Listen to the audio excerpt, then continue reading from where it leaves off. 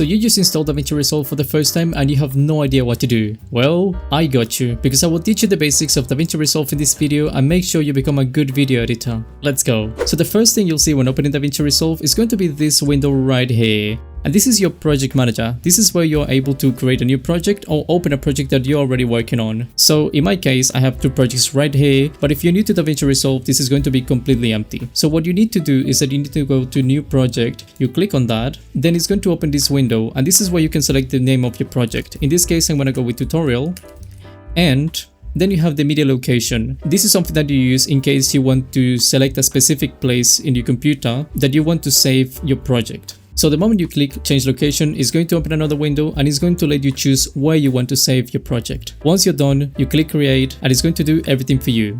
So once you create your project, you will be seeing this. Now, the important thing to do is to focus on these icons underneath. These are called pages, and each of them do different things. The one that you see right now, which is the one that you will always be seeing on every single project, is called the cut page. And the cut page, what you do is that you can have a clip and you can basically cut it into different pieces to eventually use in your videos. The first one that you have is the media page. Now, in the media page, usually what you do is that you can import clips, audio, or anything that you have. You can just import it in here and you can have it on your project. I haven't personally used it ever, but it's something you can always do, of course. DaVinci Resolve recently introduced this page. It's called the photo page. Now, the photo page is a page that you can use to basically edit photos. Very similar to how you would do it in Lightroom, except that of course you don't really need to open Lightroom or you don't really need to own Lightroom to be doing that. Instead, you can just be doing that inside of DaVinci Resolve, which of course is extremely comfortable. We can go back to the cut page. And now we can focus on the most important page of all, and it's going to be the edit page. So we click on that and we will open the edit page. Now, the edit page is the place that you will be using to create everything. Every video that you make is going to be made in this place. But how do you actually use it? Well, it's very simple. The first thing that we need to do is that we need to create a timeline. The way you do that is that you go to this small square, which is called the media pool. We right click inside of the media pool. We go to timelines, create new timeline. And it's going to open this small window. You can give your timeline a name. You can select how many video tracks you want, how many audio tracks you want, and the type of audio that you want to be using. If you want to get a bit more technical, you can also uncheck this and you can basically select many other options. Although it's not necessary. Right now we can just go with use project settings and we can go with this right here. We click on create and boom, you have a timeline. Now you will see that it will make this right here. This is a video track and an audio track. You can also move this, so you can basically focus a bit more on the video or the audio. But how do we actually put media inside of DaVinci Resolve if we haven't already, of course? So what we need to do is that we need to right click and we can do import media. It's going to open a window and then we can select what we need to use in DaVinci Resolve. Another thing you can do is that basically you already have a window opened on your PC like this, and you can just drag what you want into DaVinci Resolve in the media pool. So I'm just going to select all of this. Right now I have one sound effect and a few clips. So what I do is that I just drag them all. I drag them straight to the media pool and everything is going to get automatically imported. So once you do that, you're free to basically drag any of these clips into your video track and your audio track. Just like that. Alternatively, if you wanted to, I'm going to delete the timeline very quickly. So what I do is that I select the timeline, I press backspace, it's going to open this and I go with delete. And right now I don't have a timeline anymore.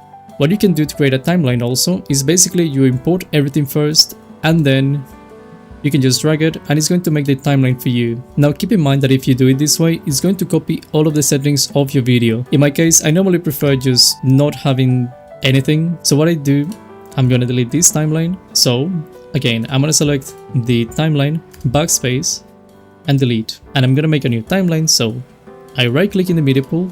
I go with timelines, create new timeline, and all I'm gonna do is that I'm not gonna change anything. I'm gonna go with create, and it's going to make my timeline. So now I'm free to edit anything I want to edit. So in this case, I'm gonna put this clip right here, and again, we have a video track and an audio track. The moment you add any video or any audio track, it's going to create that same thing in your project. So for example, I'm dragging a video into my project and you can see that it just created a new video track. The same thing will happen when I get this audio and I drag it to the audio bit, right? So right now I have 4 of them. And something very important to keep in mind, anything you put on top of your current video track is basically going to be covering the whole screen with whatever is on top. It's something very small, but something very important to keep in mind. Another very important thing to mention is that almost every single time you import a clip that has audio and video, they're going to be linked. So for example, you will try to cut this, but you will have the issue that you won't be able to select them individually. So what you need to do is that you need to select them both. The way you know when you have both selected is that you will see this orange box surrounding each of them.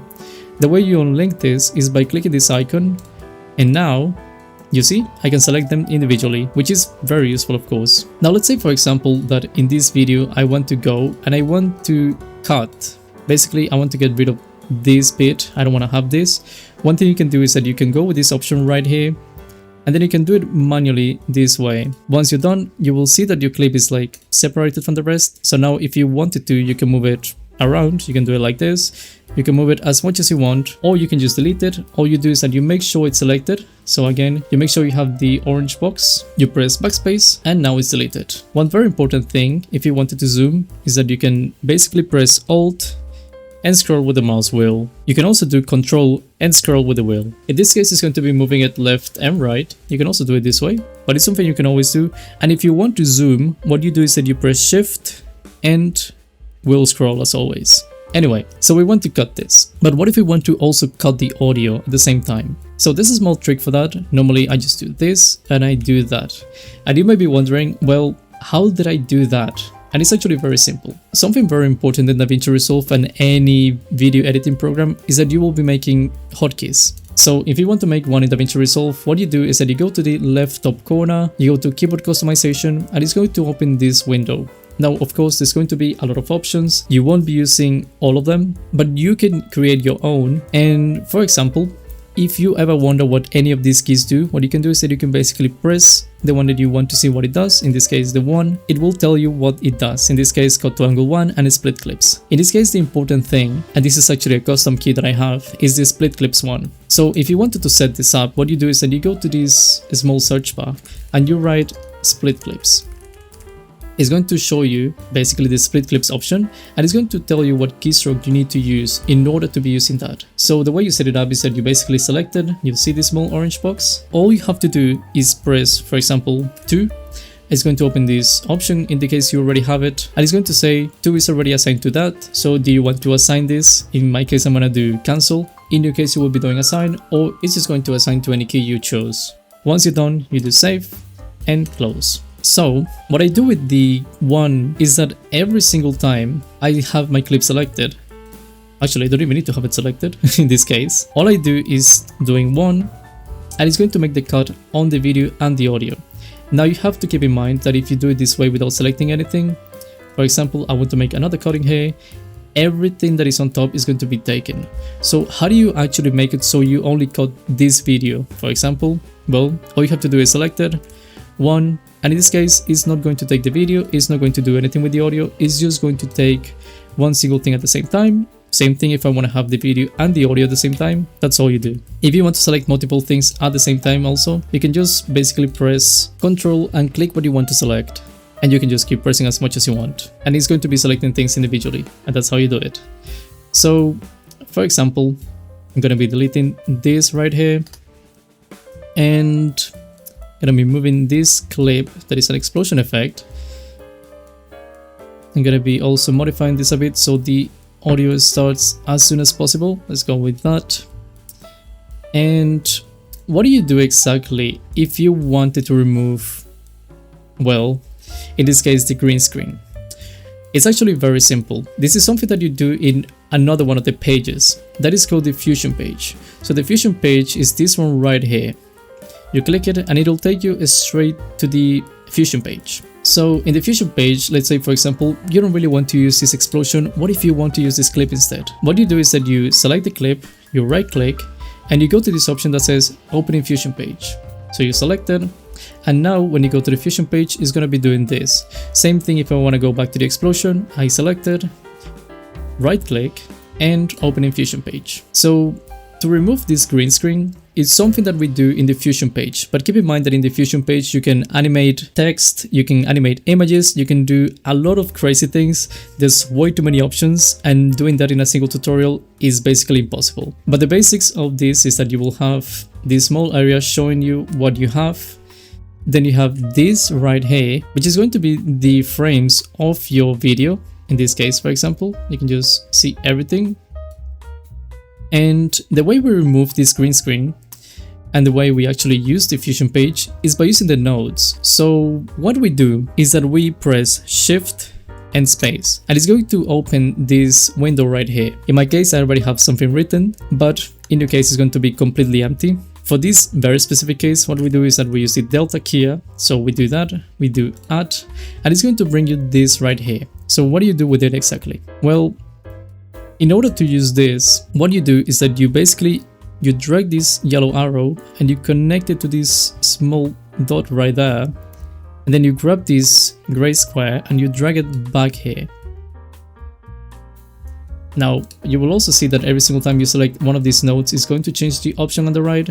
That is how you actually adjust anything that you need to adjust. In this case, we're going to go with the Delta key. We're going to go with this right here. We left click this.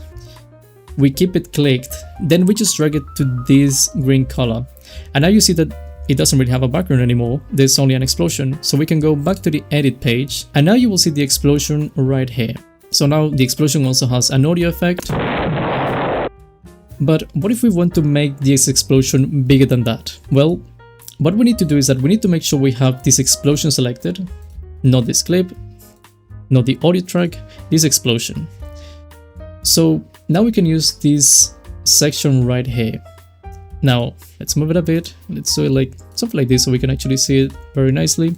We have the explosion in the middle and we want to make it bigger. So the way we do is that we simply adjust things on this small section. So if we want to make it bigger, we can just click and we drag to the right is going to increase the number. We drag to the left is going to decrease the number. And you can also always just write it yourself. If you want to move it, same thing. As much as you want, you can also rotate it. You can do anything you want. You can flip it. You can even crop it. So for example, you can be doing this. So there's many cool things you can do in this small section. You have the dynamic zoom, which is basically something that is going to make it so the image slowly zooms. Now, what if we want to test this, but we don't really want to be listening to the things happening around? Because right now I'm going to be hearing the explosion, I'm going to be hearing the audio in this clip, so we don't want that. All you have to do is that you press this button right here, mute track, so the explosion is completely gone. We don't want to be listening to this. Now it's completely gone, we can adjust it and we can see it in real time what it would look like on the final video. When we want to bring it back, we just unselect this and you will know that you have it selected when you see the red. But we just unselect this and now it's back to normal. And something very important to keep in mind, for example, is that the video tracks and the audio tracks work differently. So if we go to the audio one, you will see that it changes a lot in this small corner. And in case you don't see this, by the way, you can just select the inspector and you can hide it and you can show it all the time. But in this case, for example, maybe the explosion is too loud, we don't like that. So what we do is that we just drag it to the left and now it's going to be a lot less loud. That is a bit more moderate, maybe we're happy with that, so we'll leave it this way. Maybe we don't want this audio in the middle, so we delete that. Again, very simple. In my case, I'm going to be pressing 1. I choose where I want to cut, I go with 1, backspace, and it's going to get rid of it. If you wanted to, of course, you can move this way. I'm just going to keep it separate, but you can just do that as much as you want. So we have an explosion effect in the middle. In this case, I'm just seeing the thing itself, but now you have an explosion in the video. Maybe I want to make it a bit bigger, and let's just make it this long.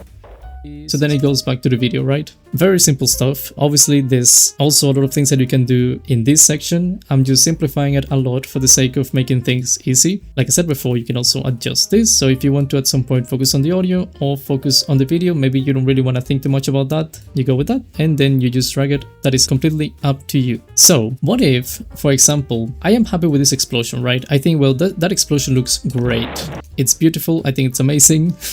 Even though it's a bit messy, so let's put it on 2. But maybe I'm not completely happy with the color. So we can go to the color page, and in the color page we click it, and this is a place that you can use to basically change the colors of your video. Keep in mind though, if you want to select something specific, you will be doing it from here. It's very close to your timeline, but in this case I'm going to be selecting the explosion. You can also just do it manually from this point. All you have to do is that you drag to the left or the right, and you will be making adjustments to this. You can also change the colors and you can basically do anything you want to do. There's not really much to say at this point. Like, it's very basic. You can just play with this as much as you want until you find what you prefer. Let's say I like that, then that's basically perfect. In case you want to see what it looks like without any effects, we press that, and then we can see what it actually looks like originally. Just something to keep in mind, but it'll be good for visualizing things. Now the next page is going to be the Fairlight. The Fairlight page is a very technical page. I don't really know much about this one besides a couple of basic things, but it's very useful for sure. This is where you do all kinds of audio changes. If you want to edit your audio, you do it from here. If you want to add any audio effects, in this case for example, you do it right here. You have a channel, delay, distortion, EQ, instrumental, anything you could possibly need, it's going to be right here. Again, it's very technical, but I know many people will be interested in this. Then what do you do once you have a video that you officially like and you're happy with your video? Let's go over this very quickly again. We have our video, this is our entire video, and let's make a small cut around here. We get rid of these two things, I select them. Again, I made the cut by pressing 1. I basically select what I have, I do backspace, and then I can move this however I want to move it. Now, for example, in this case, since I'm going to be making a lot of cuts, let's do something like this. I'm going to keep this many cuts. What do I do with this space? Obviously, what you can do is that you can just select both things and you can drag it. Alternatively, you can right click this small space. You will see that it's getting selected. You can right click and then you can just press ripple delete. And it's going to be doing that very easily, very useful, and it's a very good trick that not many people know. So let's say for example I want this, and I just want to have this as my video. You're gonna remove the audio at this bit, and then we have this. Not the first video in the world, but it's a video. So what if we just want to, you know, use this as our video? Because right now what we have is not really a video that you can upload to YouTube or TikTok or Instagram or anything. So what we do is that we go to the last page, the deliver page specifically, and this is where you will be able to make your own render and eventually export the video so you can upload it to anywhere you want to upload it. Now, this is very complex of course, but DaVinci Resolve has some default settings. So what you do is that you go to preset, you click on this, and let's say for example I want to upload it to YouTube. So what I do is that I go with YouTube, 1080p, yes, and it's going to make all of the adjustments for me. Now, all I need to do in this case is that I need to go with file name, so let's call it tutorial, location, you go with browse. You can also just write it. In this case, I'm going to save it right here. I go with save. It's going to take the path and the place you want to save it. It's going to show you your settings. If you know what any of these does, then you're more than welcome to change it. In case you don't, then you can just go with add to render queue. It's going to add it right here, and what you do to finish rendering your video is you go to render all. It's going to show you this small bar, and it's going to tell you how much time you have remaining. Once it's done, basically you have your video. You can go to the place that you saved your video and you will be seeing your video, in this case as an MP4 because I chose to have it as an MP4. If you want to have it as something else, you can have it as anything else, but in my case I prefer MP4. And now this video is ready to be uploaded onto YouTube, Instagram, or anywhere you want to upload it. Now obviously this is just the tip of the iceberg. There's a lot more things you can do in DaVinci Resolve, but don't worry because I will keep making more videos like this and make sure you become an expert at video editing. I'll see you guys next time, have a good one, and I'll see you later. Bye bye!